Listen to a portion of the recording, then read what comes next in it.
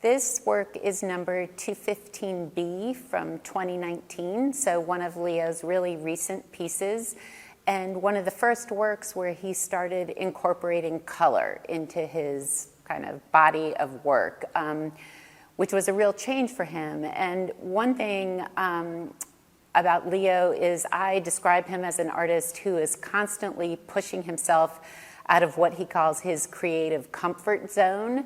So when he was growing up, he was an incredible illustrator and draftsman, and when he went to art school, he decided he would no longer draw or paint because that was too easy for him.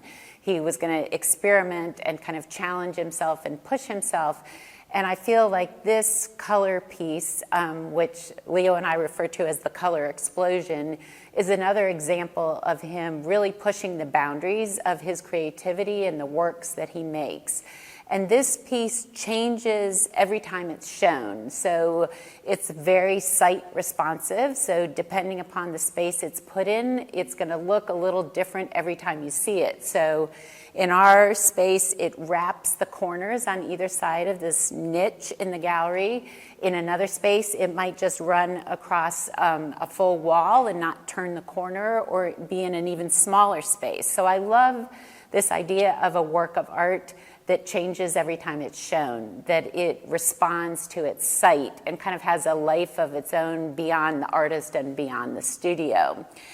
And you'll see the piece is very concentrated in the middle, and Leo talks about this composition where he thinks about the energy point as being the center of the piece, this kind of core of the piece where the energy starts, and then it explodes and kind of diffuses as it moves out further and further. And you can see these little bits as it moves further away.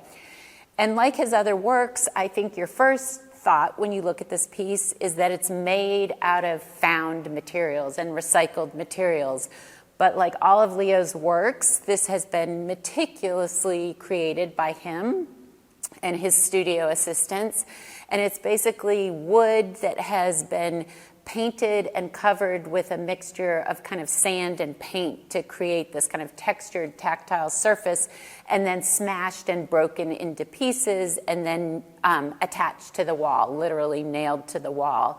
And when he talks about kind of the impetus behind this work, or kind of how he started moving in this direction, he talks about many trips that he has made to China over the past few years. And he has gone to China and worked with porcelain artists in these porcelain studios and kind of learned their skills and techniques for working with porcelain. And the color also comes from that. If you think about really colorful glazes that are used in Chinese porcelain pieces, I think that's kind of also where the color is coming from in this piece.